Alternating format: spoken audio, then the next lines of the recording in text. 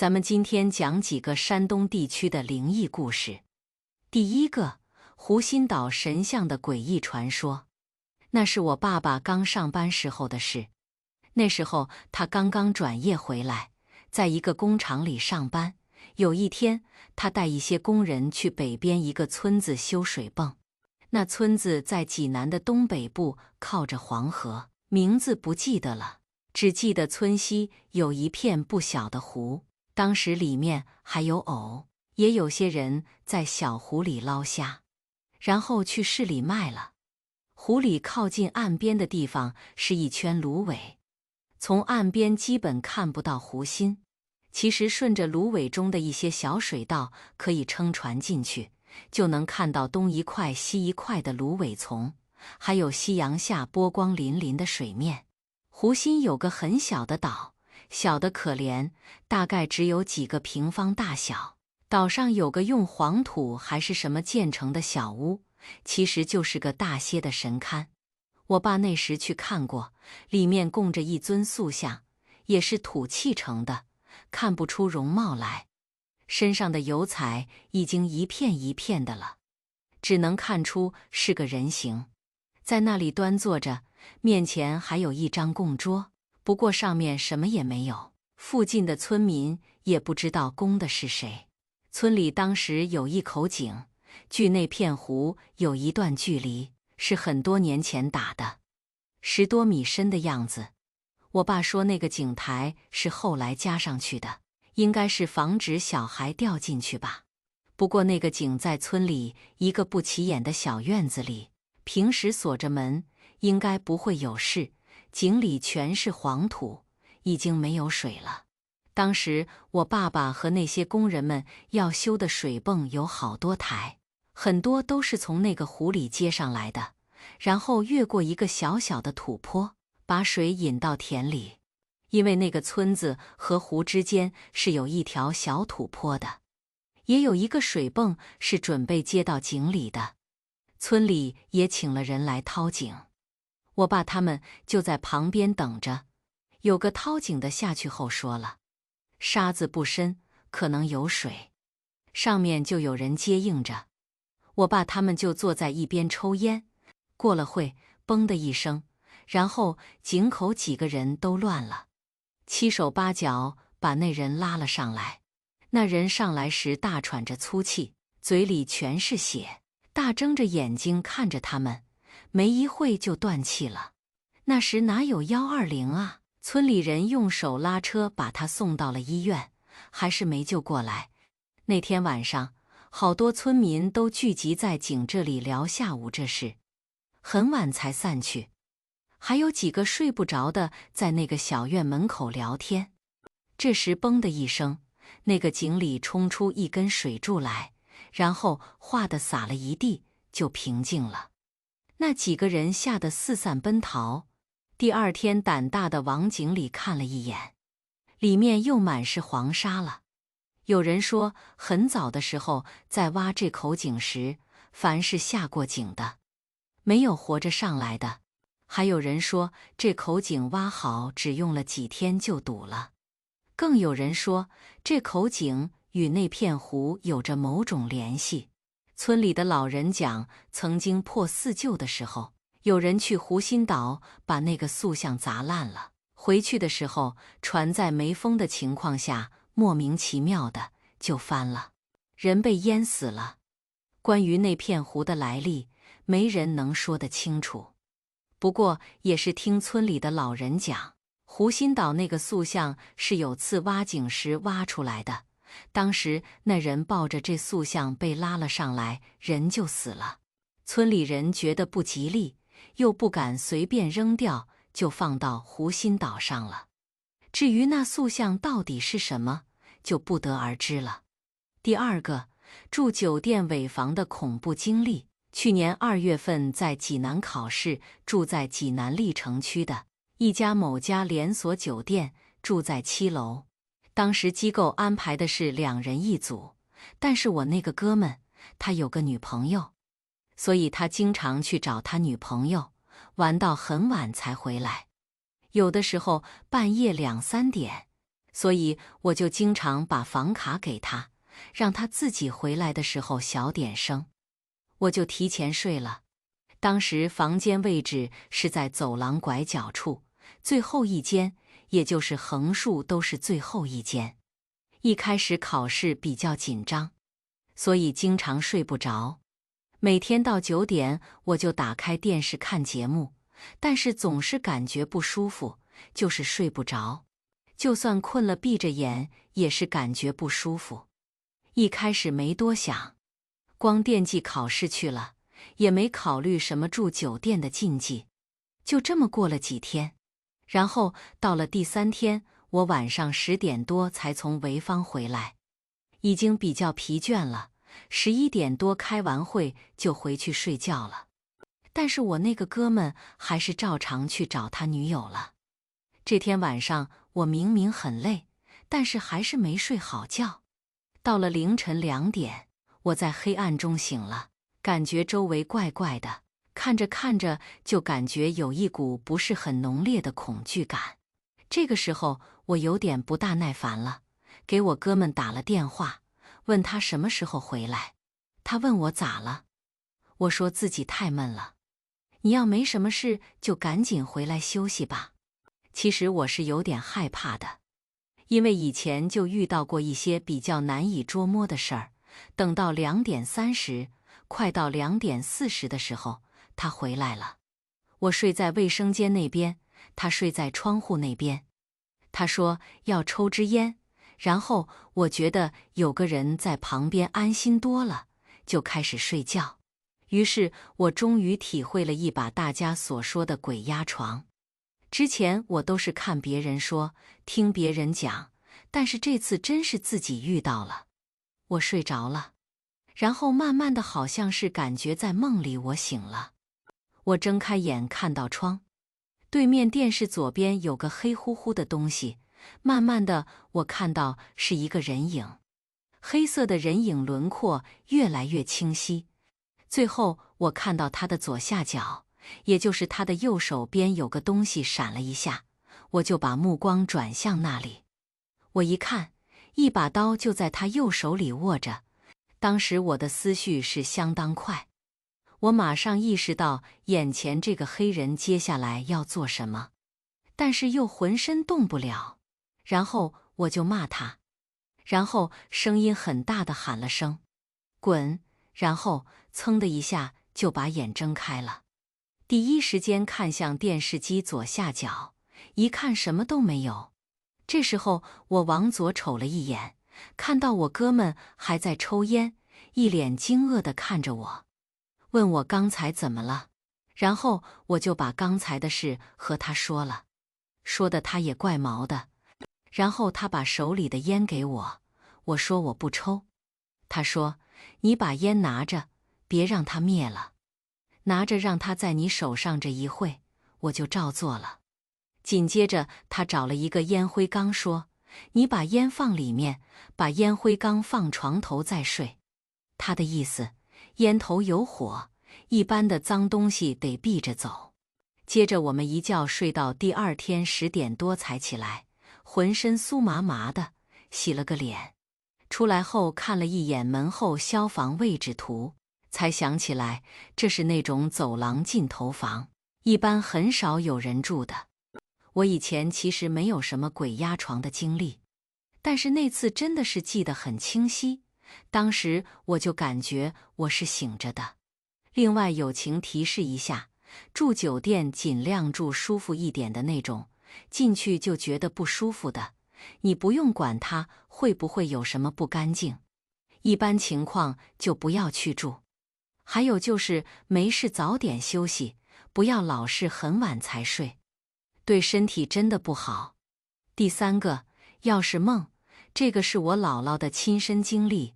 算命的都说她身子弱爱招邪，她经常遇到灵异事件无法解释。有一年，我姥姥她婆婆，也就是我太姥姥该上坟了，因为我姥爷兄弟3，堂舅舅姨妈比较多，我亲舅舅就买了一辆纸汽车，然后上坟那天就给烧了，也没出啥事。过了2天，我姥姥夜里做梦，梦到我太姥姥骂她，跟她吵架。她婆媳俩年轻的时候就吵，关系不好。然后说：“你给俺买了一辆汽车，怎么不给俺钥匙？俺咋开呀？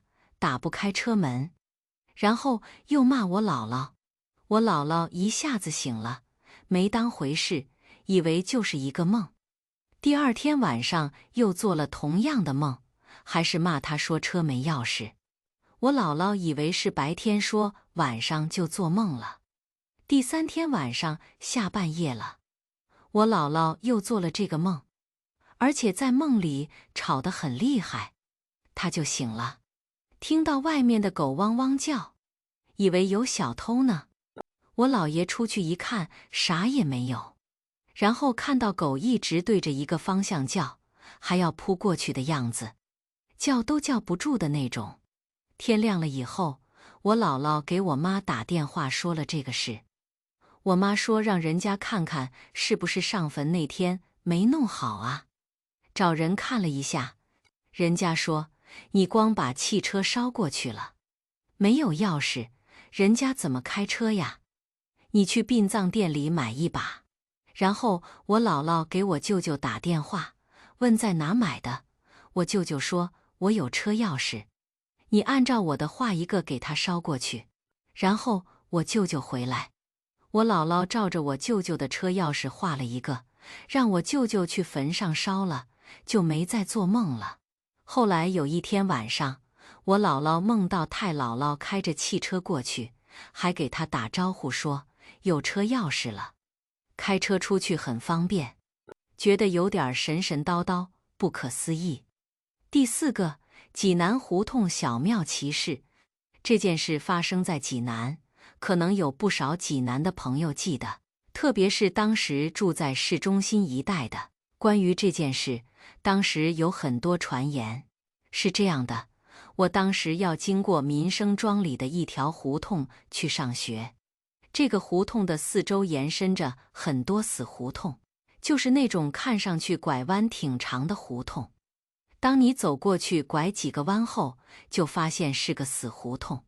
顺着这条胡同向北走个300-400米左右，有个向西的死胡同。这个胡同我经常去，胡同只有不到3米宽。一开始两边是别人家的院墙，再往里两边有大门，大门里有小院，都住着人。然后再往西走，两边不是别人家的院墙，就是房子的后墙。因为这一带房子都是平房，而且哪个朝向的都有。顺着这条死胡同向西走个几十米，迎面是一户人家的院门，里面是个四合院。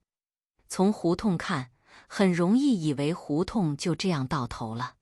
其实走到这里，再向北走个20多米，两边依旧是别人家的后墙或院墙，再向西走20多米。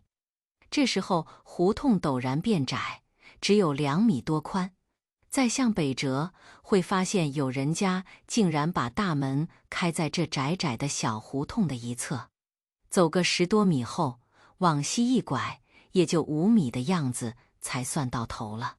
到头后是2个房子的侧墙构成的一条小道，也就长3米的样子。走进去后发现是个院落，其实不能算院落，因为这个院实在太小，呈长方形的样子，长也就5米多，宽最多3米，周围都是人家房子的后墙。我觉得叫天井比较合适吧。院子中间不知道谁用砖头垒的小花坛，周围的屋顶上什么破自行车胎、枯树枝，很凌乱的样子。这个地方我来过多次，玩捉迷藏的时候经常藏在这里。那年这个小院子或者小天井吧，北边那家当然他家的门不在这里开，他们家属于紧邻这个小院子的另一个小院的南户，想把自己家往南扩一块，侵占这个小院子的一部分，建一个卧室。反正那个小院里面什么也没有，占了也就占了。在砸墙以前，先到小院子里把那个花坛拆了。因为那条从南向北的胡同是一路下坡的，所以他们家的地面要比这个小院的地面低一点，大约20厘米吧。在把地整平的过程中，也就是削土时，挤铁锹下去就碰到石头。清理干净土后，发现露出的东西类似于一个石头刻的屋顶。一开始只有屋脊，继续向下挖，就露出瓦片来了。只是这瓦片也是石头刻的，与屋脊是整块石。继续向下挖，最后挖出一个小庙来，全露出就在那个坑里，高有1米左右。因为就那么点，比那个小院还小了好几圈。最后那个大殿就靠着北边房子的后墙。那家人想把这个小庙弄走，就拿铁锹铲，结果周围的邻居都不愿意了，说不敢铲。当时很多人来看热闹，最后竟然有了香火，很多人特意过来拜。因为那个小院很小，里面的人都跪成一圈，甚至有人在胡同口就跪的。整条死胡同里都是人。我去看过几次，在那个挖出来的土坑里，小庙在里面摆放着，应该是一直都那么放着，坐北朝南。整个小庙都是石头刻成的，前面有院落，两边有厢房，中间是个稍矮的房子。最后的大殿上被人系了红绸子，在中间那个房子的前面还刻了一个盘腿打坐的和尚，很小，大约10厘米高吧，雕刻得很精致的样子，甚至能看清他慈善的面庞。小庙除了在挖掘的时候有铲子碰坏了几根石柱之外，其他并无损坏。很多次下雨，仍然有人过来拜，跪在泥浆里面冲小庙磕头。但无论下多大的雨，那个土坑都不会被淹。我家当时住在庄里，这条南北向的小胡同的东侧属于一个宿舍大院，里面好多红砖建成的楼，有那么几栋楼是那种最简单的安居房。上了楼梯以后是个横着的走廊，每边5、6户的那种，一层只有一个水管子，2个厕所都在楼梯的转弯处。后来可能是大院里觉得不太方便，就在这几栋楼的中间，楼梯外面修了一个和楼一样高、层数一样多的建筑，里面是厕所和水池，5、6个水管的那种，并和主楼接了起来，这样住户们就方便多了。问题出在某栋楼附属建筑打地基的时候，挖坑挖了7、8米深，也挖出一个石头砌的小庙来，和那个小庙一样，屋顶都是用整块石头刻成的。这个小庙当时只露出前半部分，后面应该有大殿，但没挖出来，因为后面的部分都埋在主楼以下，只有前半部分在主楼以外。和那个小庙类似，但房屋结构和布局上稍有差别。这个小庙比那个大多了，足有半人多高。因为在这个小庙的前方安坐着一位已成骷髅的僧人，遗骨与小庙差不多高。当时是先挖出遗骨，再挖出那一半小庙的。挖出人头后，有人就不敢挖了，换胆大的继续挖，但都是在头骨的两侧挖，最终把整个遗骨连同埋住他的那一方土挖了出来。整个遗骨呈打坐的姿势，当时没有破坏遗骨，因为当把埋住他的土都清理干净之后，遗骨肯定散了。当时承建的人打了个木箱子，把遗骨和土都放了进去运走了。很多人都说这一东一西2个小庙有什么关系？因为按照位置来说，这2个石庙是平行的。因为这个僧人的遗骨左手缺少小拇指，挖的时候就可以看出来，小拇指从根部是被切掉的，有个断面很明显。而西边那个小庙，那个不过10多厘米的僧人造像，左手只有4根手指。西边那个庙的香火持续了小半年吧，然后去的人越来越少，最后没人去了。我有次玩捉迷藏时，想躲到这里的，发现一南一北2墙之前被人用青砖垒了一道墙，进不去了，只能从缝隙中看到。那个小庙仍在坑里。后来听说那家人的老爷子死前曾力阻儿子占有那个小院建房子，老爷子死后，儿子以为没人管了，这才有了前面那个事情。